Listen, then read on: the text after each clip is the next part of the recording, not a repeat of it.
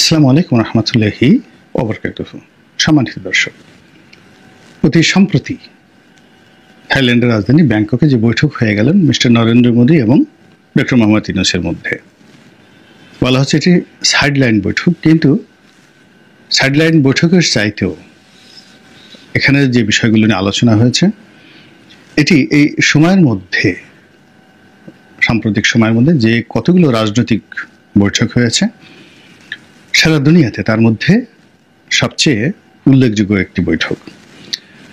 আমরা জানি ক্ষমতা লাভের পর মিস্টার জেলেনস্কি এবং ডোনাল্ড ট্রাম্প তারা বৈঠক করেছিলেন এবং সেই বৈঠকে খুবই উত্তপ্ত এবং অপ্রীতিকর ঘটনা ঘটেছে এবং সেই বৈঠকে এমন ঘটনা ঘটেছে যার ফলে হোয়াইট হাউস থেকে রীতিমতো জেলেনস্কিকে বের করে দেওয়া হয়েছে বা তাকে চলে যেতে বলা হয়েছে। এটি আমেরিকার ইতিহাসে কখনো ঘটেনি।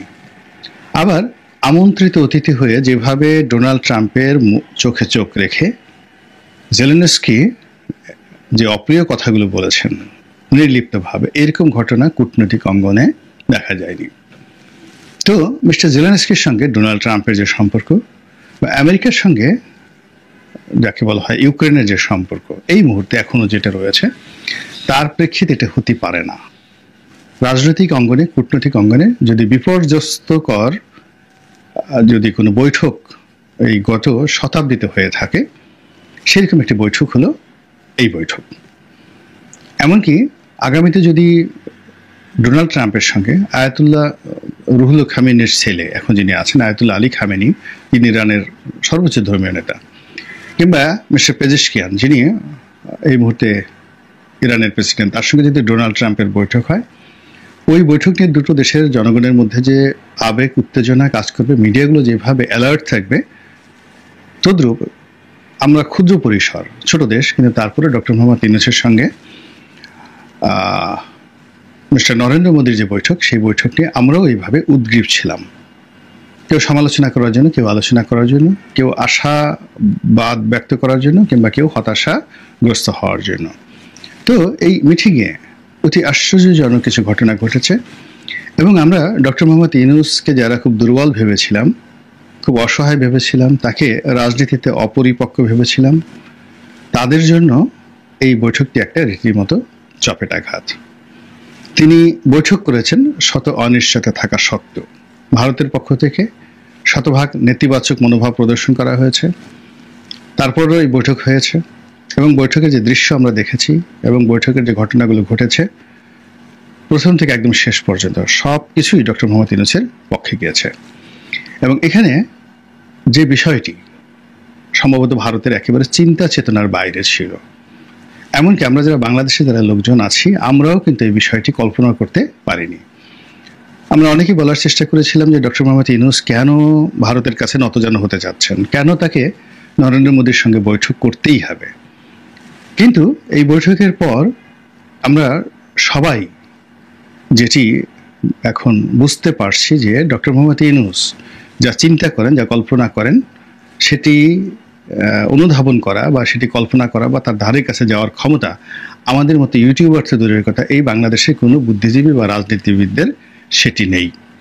আমরা যেভাবে এখনো পর্যন্ত বুঝতে পারছি না যে উনি কি করে ক্ষমতায় এলেন, আমরা এখন পর্যন্ত বুঝতে পারছি না যে ওনার উপদেষ্টা পরিষদ কিভাবে গঠিত হলো, এখনো পর্যন্ত বুঝতে পারছি না যে তিনি কেন আগস্ট মাসের 5 তারিখে না এসে 8 তারিখে এলেন, এখনো পর্যন্ত বুঝতে পারছি না। আবার তিনি কি করবেন, কবে যাবেন, ইলেকশন কি দেবেন নাকি দেবেন না, তিনি কি এখনকার মতো এইভাবে সহজ সরল থাকবেন নাকি শক্তিশালী হবেন এবং বাংলাদেশে যে সমস্ত মানুষ ডান্ডা থেরাপিতে বিশ্বাসী, অর্থাৎ পশ্চাৎ দেশে বাড়ি পড়লে যারা আব্বা আব্বা করে ডাকে, তো এই ধরনের যারা রাজনীতিবিদ রয়েছেন তাদের সঙ্গে তিনি আগামীতে কি আচরণ করবেন, এগুলি নিয়ে যখন আমরা হিসাব মিলাতে পারছি না এবং তাকে একজন সাধারণ দুর্বল মানুষ হিসেবে নিজেরা বলার চেষ্টা করছে যে আমি রাস্তায় নামলে তার অবস্থা থাকবে না, আমি বললে তার কাপড় চোপড় থাকবে না, ইত্যাদি নানা রকম যখন অহংকার দেখাচ্ছি, ঠিক সেই সময়টিতে মিস্টার নরেন্দ্র মোদীর সঙ্গে তার এই বৈঠক এবং বৈঠকের যে আলাপ আলোচনা, সেই আলাপ আলোচনা ভারতের পক্ষ থেকে যাই বলা হোক না কেন, যতটুকু বলা হয়েছে, আমরা বাংলাদেশের কোনো ন্যারেটিভ আমরা ধরলাম না, শুধু ভারত যে বিষয়গুলো বলেছে সেইগুলোর মধ্যে একটা বিষয়কে আমরা উল্লেখ করব। সেটি হলো তিনি মিস্টার নরেন্দ্র মোদীকে চোখে চোখ রেখে বলেছেন শেখ হাসিনাকে ফেরত দেওয়ার জন্য। এটা হলো ভারতের ন্যারেটিভ, এটা স্বীকার করা হয়েছে, এই বিষয়ে আলোচনা করা হয়েছে। আর বাংলাদেশের পক্ষ থেকে যেটি বলা হয়েছে বা বলা হয়নি বা আমরা আন্দাজ করি, তিনি স্পষ্টতই তার বিরক্তি, শেখ হাসিনা যে ভারতে রয়েছেন, নরেন্দ্র মোদীর আশ্রয় দিয়েছেন, এটিতে তিনি তার বিরক্তি ফুটিয়ে তুলেছেন।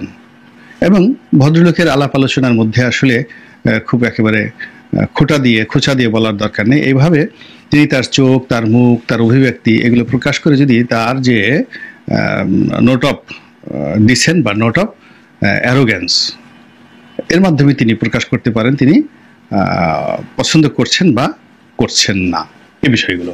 তো নিঃসন্দেহে নরেন্দ্র মোদীর সামনে বসে শেখ হাসিনার প্রসঙ্গ তোলা একটা দুঃসাহসিক বিষয়, যেটি তিনি দেখিয়েছেন। দ্বিতীয়ত, এই বিষয়টি আলাপ আলোচনা করার ফলে কেবল বাংলাদেশ নয়, বিশ্ব মিডিয়াতে রীতিমতো তোলপাড় শুরু হয়েছে। এবং শেখ হাসিনার যে বিষয়টি, সেই বিষয়টি নিয়ে এখন ভারতকে বিশ্ব মিডিয়ার কাছে জবাবদিহি করতে হবে যে তিনি কিভাবে আছেন, কোন অধিকারে আছেন, কেন আছেন, এই বিষয়গুলো ভারতকে এখন বলতে হবে। দ্বিতীয়ত, ডক্টর মোহাম্মদ ইউনূস তাকে ফেরত চেয়েছেন। এখন কেন ফেরত দেওয়া হবে না কিংবা কেন ফেরত দেওয়া হবে ইত্যাদি বিষয়গুলো নিয়ে আলোচনার একটা দ্বার খুলে গেল। এবং এটা বাংলাদেশে নয়, এটা আন্তর্জাতিক, গ্লোবালি এটা খুলে গেল। এবং গ্লোবাল মিডিয়াকে ম্যানেজ করার জন্য ডক্টর মোহাম্মদ ইউনূসের যে যোগ্যতা রয়েছে, ফলে এখানে অনেক কিছু হবে। New York Times, Washington Post থেকে শুরু করে the Telegraph, the Sunday Times, the Economist, Time magazine, Far Eastern Economic Review থেকে শুরু করে এমনকি যদি বুমবার্গেও শেখ হাসিনাকে নিয়ে, নরেন্দ্র মোদীকে নিয়ে কোনো রিপোর্ট আসে ডক্টর মোহাম্মদ ইউনূসের, যাকে বলা হয় সেখানে তার ইনফ্লুয়েন্সে আমরা খুব আশ্চর্য হব না। কিংবা বিশ্বের সমস্ত নোবেল লরিয়েট বা মানবতাবাদী যে সংগঠনগুলো আছে তারা যদি সেই ওয়াশিংটন পোস্টে বিজ্ঞাপন ছাপায় যে শেখ হাসিনার বিচার হওয়া উচিত মানবতা বিরোধী অপরাধের জন্য বাংলাদেশে, অথবা আন্তর্জাতিক যে অপরাধ ট্রাইব্যুনাল রয়েছে, বাংলাদেশ সেটা নয়, যেটিকে ইন্টারন্যাশনালি হেগে যেটা রয়েছে, আন্তর্জাতিক অপরাধ আদালত, তো সেখানে শেখ হাসিনার বিচার হওয়া উচিত, এরকম যদি একটা বিজ্ঞাপন ছাপা হয়, কিন্তু রিপোর্ট ছাপা হয়, আল জাজিরা যদি একটা রিপোর্ট করে শেখ হাসিনার বিরুদ্ধে, নরেন্দ্র মোদীর বিরুদ্ধে, সবাই আশ্চর্য হলেও আমি অন্তত আশ্চর্য হব না। কেননা এই ঘটনার ফলে আমার কাছে মনে হয়েছে যে অনেক কিছুই আমাদের জন্য অপেক্ষা করছে। তো যাই হোক, নরেন্দ্র মোদীকে ডক্টর মোহাম্মদ ইউনূস বলবেন যে শেখ হাসিনাকে আমরা ফেরত চেয়েছি, ভার্বাল নোট পাঠিয়েছি, তাকে কেন দেওয়া হচ্ছে না, এক, বা তাকে বাংলাদেশে পাঠানোর জন্য তিনি অনুরোধ করেছেন। তো এটি ভারতের জন্য একটা বিরাট চপেটাঘাত, বাংলাদেশের জন্য এই মুহূর্তে যারা সরকার চালাচ্ছে তাদের জন্য একটা বিরাট সফলতা। তৃতীয়ত, এই বৈঠকে এই আলাপ আলোচনার ফলে শেখ হাসিনাকে নিয়ে ভারতীয় পার্লামেন্টে আলোচনা হবে এবং নরেন্দ্র মোদী বিরোধী যারা লোকজন রয়েছেন ইতিমধ্যে অনেকেই শেখ হাসিনার ব্যাপারে মুখ খুলেছেন।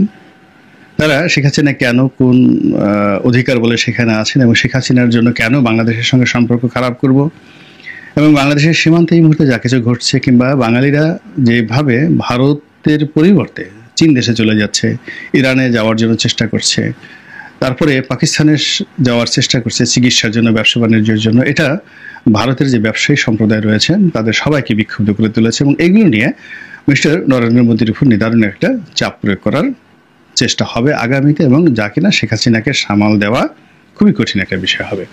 এখন শেখ হাসিনার জন্য সারা দুনিয়া বলতে গেলে খুব ছোট হয়ে আসছে। ব্রিটেন তাকে ভিসা দেয়নি, নর্মালি ভারত চেষ্টা করেছিল ব্রিটেনে তাকে পাঠানোর জন্য, তার পক্ষে আমেরিকা যাওয়া সম্ভব নয়। এবং রাশিয়া বা যদি মধ্য এশিয়ার অন্য কোনো দেশে, যেখানে ধরুন রাশিয়ার খুব প্রভাব রয়েছে, যেমন চেচেনিয়াতে যদি তাকে পাঠানো হয়, তাহলে তিনি আসলে বাংলাদেশ থেকে বিচ্ছিন্ন হয়ে পড়বেন, সম্পূর্ণভাবে বিচ্ছিন্ন হয়ে পড়বেন।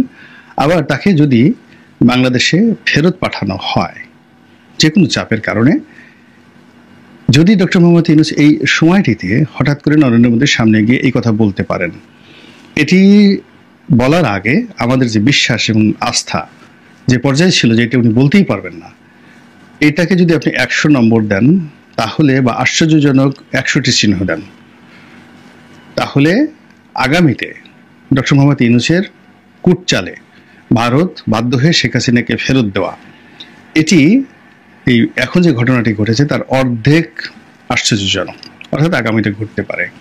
তাহলে ভারত যদি শেখ হাসিনাকে বাংলাদেশের নিকট প্রত্যার্পণ করে, আপনি ধরে নিতে পারেন যে ডক্টর মোহাম্মদ ইউনূস আগামী যতদিন জীবিত থাকবে, আগামী 10-15 বছর, 20 বছর তিনি নির্বিঘ্নে ক্ষমতায় থাকতে পারবেন। আর বিএনপি এবং অন্যান্য দল যারা নির্বাচনের জন্য বড় বড় কথাবার্তা বলছেন, তারা নির্বাচনের তো দূরের কথা, নির্বাচনের ন বা ইলেকশনের এটি উচ্চারণ করার সুযোগ পাবেন না। শেখ হাসিনা আসার সঙ্গে সঙ্গে তাকে যদি আনতে পারেন ডক্টর মোহাম্মদ ইউনূস, তার বিচার প্রক্রিয়া নিয়ে টোটাল রাজনৈতিক অঙ্গনে এমন একটা পরিবেশ পরিস্থিতি তৈরি হয়ে যাবে, সেই পরিবেশ এবং পরিস্থিতি সামাল দেওয়ার জন্য সরকারের সমস্ত মেশিনারিজগুলো সর্বশক্তি নিয়োগ করবে এবং সেই শক্তি দ্বারা বিএনপিও ক্ষতিগ্রস্ত হবে। ফলে বিএনপি আপন প্রাণ বাঁচার তত্ত্বে তারা এতটাই ব্যস্ত থাকবে যে ইলেকশন নিয়ে চিন্তা ভাবনা করার সময় আসবে না। তো এরকম একটা পরিস্থিতিতে শেখ হাসিনা কি বিপদে পড়বেন? আওয়ামী লীগদের মধ্যে কি কান্নার রোল পড়বে? আওয়ামী লীগ এই পরিস্থিতি কিভাবে সামাল দেবে, এটা কিন্তু দেখার বিষয়। যে জিনিসটি অফিসিয়ালি বলা হয়েছে কি হয়নি আমরা বলতে পারি না, তবে ডক্টর মোহাম্মদ ইউনূস বাংলাদেশ থেকে একাধিকবার ইতিপূর্বে বলেছেন যে শেখ হাসিনা ভারতে বসে যে সকল কথা বলেছেন তা যদি ক্রমাগতভাবে বলতে থাকেন তাহলে বাংলাদেশ এবং ভারতের সঙ্গে যে বন্ধুত্ব, এটি হবে না, এটি খুবই অবন্ধু সুলভ আচরণ হবে ভারতের শেখ হাসিনাকে কথা বলতে এভাবে সুযোগ দেওয়া। এর কারণ হলো তিনি সেখানে বসে যা কিছু করছেন এটিকে শুধু তৎপরতা বলতে ভুল হবে, ডক্টর মোহাম্মদ ইউনূসের জন্য বা তার সরকারের জন্য এটি একটি হুমকি এবং অপতৎপরতা। তিনি উস্কে দিচ্ছেন, আইন শৃঙ্খলাকে অবরোধ করার জন্য উস্কে দিচ্ছেন, রাজনৈতিক পরিস্থিতিকে